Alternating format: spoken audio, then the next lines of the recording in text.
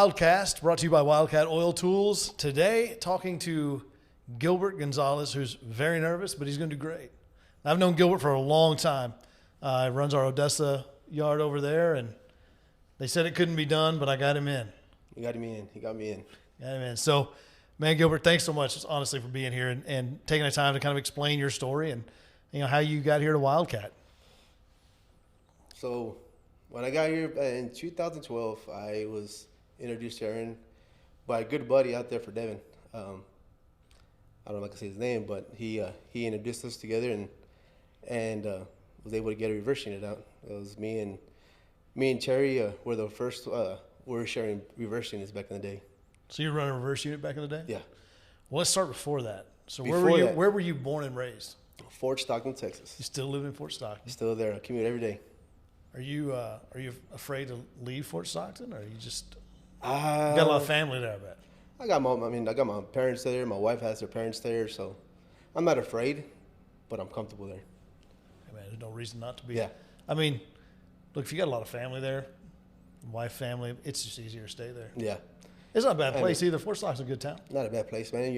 I'm in between the Delaware area. Pecos. I go to Pecos, go to Monahans, go to any location from there. So, I get to the office probably faster with people from Midland go to Odessa, just the traffic. Probably so. I tell people that, like, living in Houston, there are times that I can get almost to Dallas faster than I can get to Houston. Yeah. Just because of the traffic. It's pretty intense. Yeah. In the mornings, heading Odessa, there's no traffic, and heading home, there's no traffic. Everybody's going to Pecos. Everybody's coming back from Pecos. So, when you were growing up, what'd you want to be? Man, I can't go that far. I don't even know what I wanted to be back in the days. Really? Yeah, I didn't even know what I wanted to be back in the days. I just wanted to stay out of trouble, I guess you could say that. Yeah? Yeah. Did you manage to do that? Pretty much so. Yes, sir, I have. Yes, sir, I have. So you're growing up in Fort Stockton. You're growing up in the middle of the oil field. I mean, Midland, this whole Permian Basin area, it's all oil field. Yes, sir. Is that what your parents did? No, my dad has worked in construction and gas plants, and he was always all over the world working gas plants. My mom worked. She was in a nursing home. She was a nurse at the nursing home. So I was never introduced into oil field until close to my I want to say my 15, 16 years old. So. What was your first introduction? So when I graduated, I went to go work for a roustabout company there in Fort Stockton, and the very first day of the job, I worked 32 hours straight. They put me in. There's only 24 hours in a day.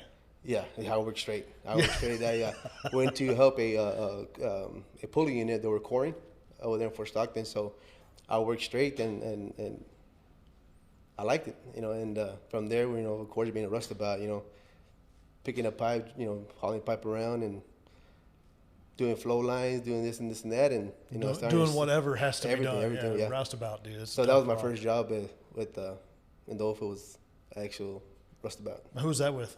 Apache. Yeah, that was Apache over there in Fort Stockton. Yeah. So you were there for how long? I was there. I want to say I was there about a year or so, and then from there I went to go work construction. I went to go follow my dad's. So out of the oil and gas, you go into construction. Yeah, I went to construction, which is of course gas plants, and I went to go travel, and I did that, and then and when I came back and I tried to go to school in Midland, and that didn't work out for me, and went back to the gas plants. I went to work for a plant between San Marcos and San Antonio. Labor, $8 an hour, no per diem. It's straight shoveling and straight labor work, man. Yeah, and it's not hot down there at all. Oh God Almighty! Yeah. By 8 o'clock in the morning, man, I already had sweat down from my chest all the way down to my knees, man. Bro, it is so hot. Yeah. And I mean, it is an unrelenting heat because there's humidity too. It's unbelievable. 15 Fort Stockton heat and dry heat compared to San Antonio. There is a difference, but I mean, at some point, hot is just hot. Yeah. Yeah. So I did that. Then I didn't want to follow my dad's steps anymore because, of course, my him being away and my mom and him parted ways, and started getting into a boyfriend and girlfriend relationship with my wife, and I wanted to be there with her, and got me a job at a local in Fort Stockton, which I hated it. And where was it? At Schwann's Saline ice cream, man. Bro, you're driving a Schwann's truck? Dude, I did Schwann's for a little while, man. Oh, that was my, I hated it so much, but I did it for the fact that I wanted to be home. Man, you know what? I bought some pretty damn good meals off Schwann's Yeah, truck. yeah, yeah. You know, They got some good food. Now, picturing you driving a Schwann's truck dude, is my new joy in life. I'll say you bucket of ice cream, man. Yeah, that's what I'm talking about. But no, that's a noble reason to do it, man. When you look and you see, you know, this travel schedule, how it affected your family, your parents. Yeah. And to make that decision, man, I don't want that for me and this woman that I'm thinking might be the one. Yeah. That's a great decision, man. That's pretty awesome. Yeah, so I did that, and I went back to, went back to Fort Stockton and did that, and then my brother-in-law ended up getting a truck driving job, and so I got my CDL, and I had to be 21 to be able to work for M&W, so when I turned 21, I got my CDL, and boom, started running a vacuum truck, and then, it was a transport truck and then a vacuum truck. And then about within 6 months, I was already doing a vacuum truck. And then like 6 months, I was doing a washout. And from there, I did a kill truck. I was running a acid truck.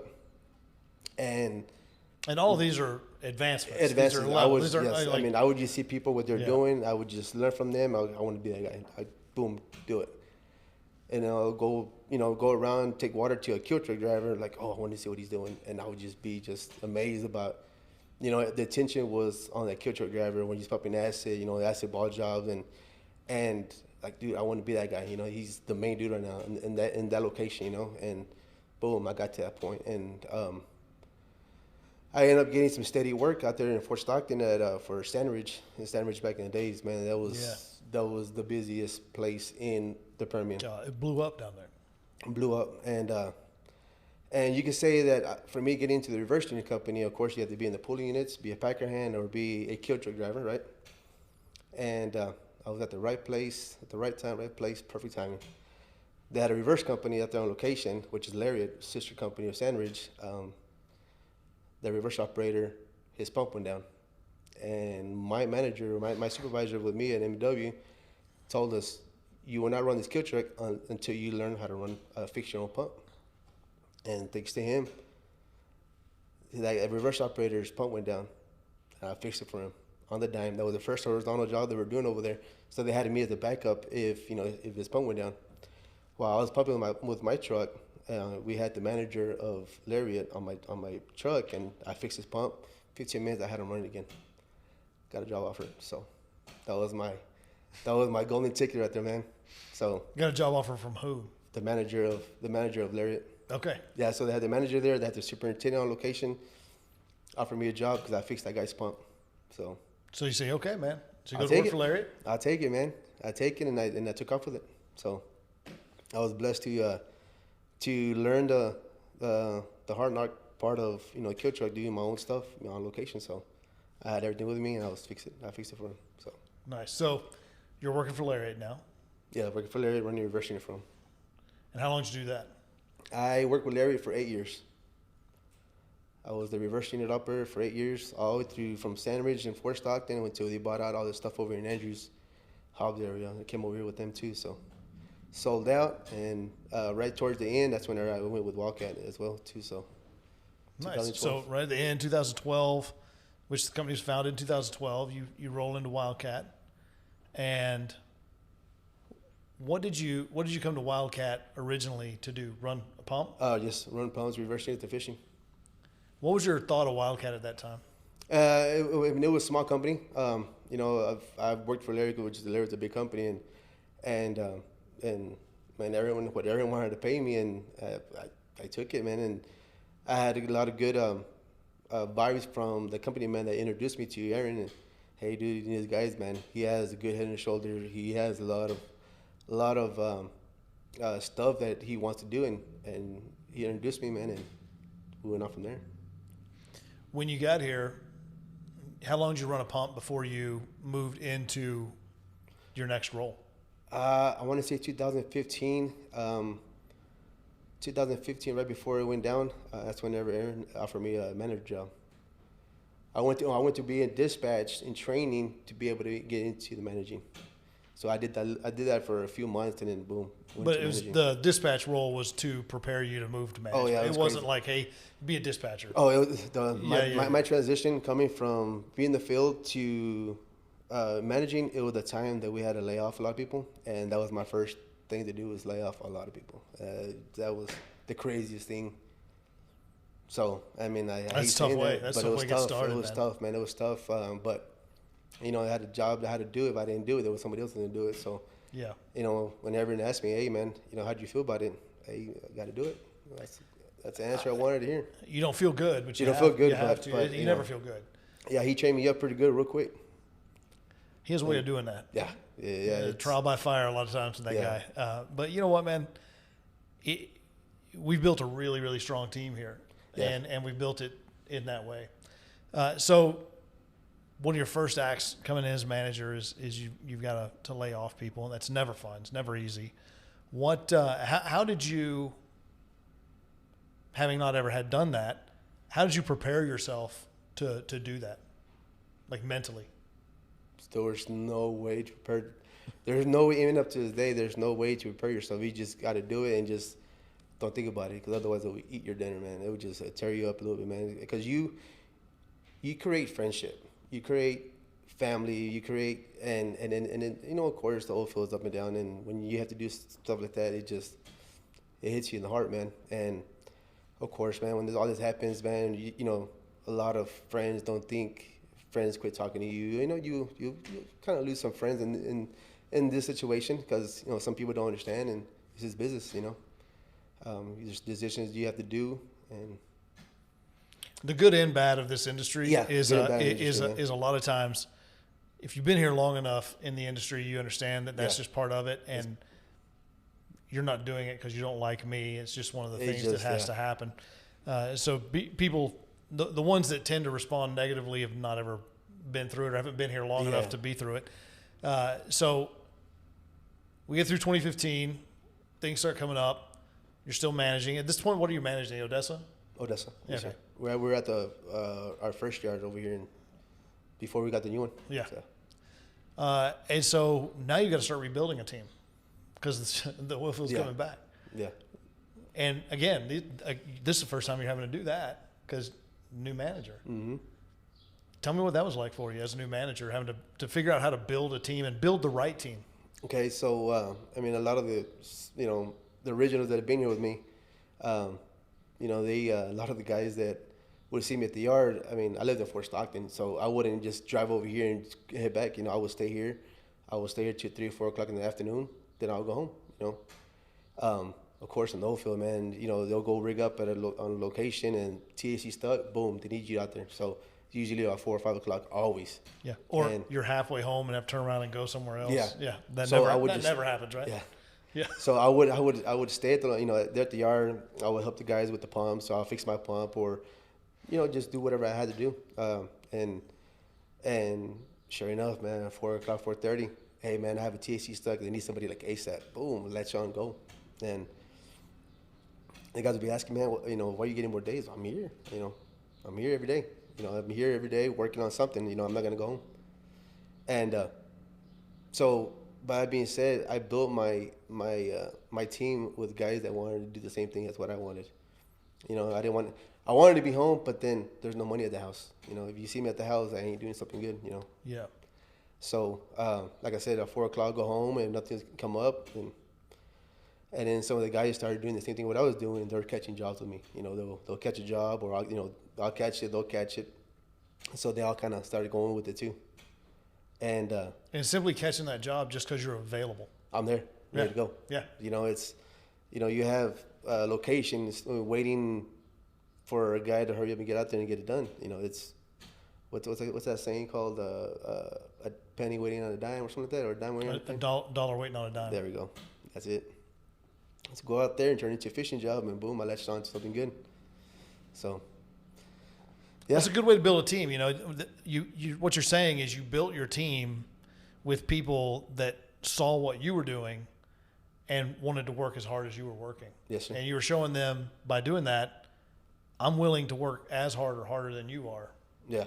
And so they knew that you'd been in that fire too. So that's good. Yeah. So you build your team out, and now you're running the team. So how challenging was it for you as a manager? Because you can't always go catch jobs as a manager. Yeah. So you got to do manager things. Well, I still do. Yeah, I know. I still do. We all do. Yeah, we We still all catch a do job things. up. As a matter of fact, last week I did a job, but so what I ended up doing to actually get my operators to bite into what my plans were. I make sure everybody came in, got everything ready, and had the board and hey, first one in, first one out. But if I need somebody now and they're here, I'm sending them. It's just the way it is. And man, and I built a team right now. My team is everybody works on their equipment. The worst thing to do is get run off location because we're waiting for an operator or mechanic to go up there and change the packing out. I make sure my operators know how Especially to when it's something that could have been solved at the yard before it showed up on Oh location. yeah, but if it goes down on location, man, Sure. it's there's nothing better than your own reverse operator to get it done there and right there. Because that was my opportunity whenever I got the reverse, is that I fixed it right there and then. We weren't waiting for the mechanic. I fixed it, got him going. We're in the middle of the horizontal, and we don't want Wildcat to pay for downtime or a fishing job. Or you don't want the customer to have to wait unnecessarily either. Yeah. I mean, if it's something that can be solved, Yeah. solve it. And tell you what, man, company men love to see a operator fix the issue right there and then. Down 20 minutes, boom, he's up and going. Yeah, and those operator jobs too. I mean, operators have loyal customers to them. Yeah. So it doesn't matter where that operator is. The customer's like, I'm with you, bud. Yeah. Wherever you go, I go. Yeah. And so if you can match that up with someone that fits well into the culture of the company, lights out. And we've done that here. Yeah. We've got our operators are great, and they Yes, fit sir. well with our culture as well as bring a great customer base with them, a loyal customer base. When I go out on location, I always ask, I was like, hey, man, my guy's doing a good job. He goes, man, that dude is a good job. Your operator is my eyes and ears, or, man, that guy's like a fifth hand. And that's good. That's a good thing when I hear that. I mean, because he's taking responsibility for the company, man, doing whatever needs to be done. Downhole, spotting whatever needs to get done for him, but it's also helping the crews out. Because I always tell everybody, sometimes the company man ain't the one calling you. It's that crew telling the company man, see me that operator, and that dude is bad. That dude did his job. I don't have to get my other truck to come over here. And so I get a lot of phone calls like that where, hey, man, I want this guy back over here. Yes, sir. Not a better But endorsement. it's hard to please them all the time for the fact that guy's probably on another job and I can't pull him off and send him over there. It's like, Right. You know what though? I'd rather have that problem yeah, oh yeah, than yes, sir. don't send that guy back out here. Yeah. Because we've all dealt with that one too. Yes, sir. So, still run the Odessa yard, but you've kind of, your scope has increased a bit. Now you got the fishing stuff under you and all that stuff. How's that transition been? As seeing more responsibility now, other than just running reverse units and swivels and all that. Man, I think now we got Grant there at the yard helping me out. Now he's actually in the shop, which took a lot off of me. I deal with a lot of customers. I deal with everything that's going on in the shop. I deal with operators, and implementing Grant in there from Oklahoma. Man, he just took over a lot of stuff that I'm able to have more attention to my operators, more attention to the customers as well, while he's doing all the stuff that needs to be done at the shop, because whenever I was in the field, I never felt I respect my shop hands so much that when I was in the field, all I did was pick up the phone. Hey man, I need an overshot or 2 in this pipe, and the whole works. Boom, that's it. Hang up the phone. But then you have 24, 27 other operators doing the same thing to 1 or 2 or 3 dispatchers that we have, right? So they're the ones just delegating to running around trying to get everything done. So I have total respect for my shop people. They go through so much. And when I got into managing and I saw that, I'm like, dude. So if it doesn't work right in the shop, it's gonna work bad in the field. So, I made sure my guys in the shop had everything they needed to have. So if it works good here, it's gonna work good out there. Yeah, and a lot of times that can get lost because those shop guys do a lot of work that just goes unseen. They don't do the fun work, the flashy work. Yeah. They do the, hey, I got all of this together so the guy out there that does the flashy work can do the shiny stuff. And it's great that you don't lose sight of that. And I can tell you just from experience, watching the way that you interact with your team and the shop especially, those guys know that too. They know that they're appreciated. Because when you're not back there patting them on the back or helping them do what they're doing, you're grilling lunch for them, even if it's just hamburgers or whatever. Yes, sir. And explain to me, when you think through like your evolution from starting at Wildcat in 2012 to where we are today, what's the same that existed then that exists now? What's the same still? Still a small company. You could talk to the boss, you talk to the owner, you could be able to, you're not going through emails. If you have a problem, you can go straight to the man and get the situation. We have respect for our supervisors. Man, it's just fun, man. It just I don't know how to explain it, man. It's a big company with small company vibes, man. We're a family, man. I love it here. I love to tell, I call you, hey man, I need boom, this on the safety side. You're there, phone call, don't matter what time it is at night or in the morning. So what's different from 2012 to now? What do you see as different? I think we're getting better and bigger and better. So I think it's getting different. We're getting into better technology. We're getting to, I think I don't know. That's a good question. So when you think about that, and I love that you had a tough time answering that. When I ask the question, what's the same? And you answer that immediately. Man, we're a family. We're close. Everybody, it's fun to be here. It's a great atmosphere. We've grown in size, but you still have the feeling like there's 10 of us that work here. Yeah. When I ask you what's different, it's nothing different. And you can't answer it, that's beautiful. Yeah. Because that means that whatever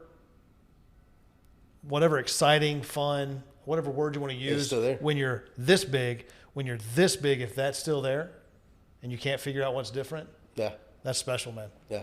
Yeah. It really is. There's no answer. I couldn't give it to you. It's there. It's a good vibe. It's you want to wake up and you get to work and get it done and go home and it's just an unbelievable place to be at. Yeah, I agree. So what's next for Gilbert? When you look in the future, what do you see for Gilbert? Man, that's a good question. I don't know. No, but for Wildcat, man, all we got to do, and I've noticed, since the beginning when I was running reverse units, the future with the new technology, and it's coming. That's coming. We're going to get it, and we're going to separate ourselves from other companies by getting the new technology that we need to get.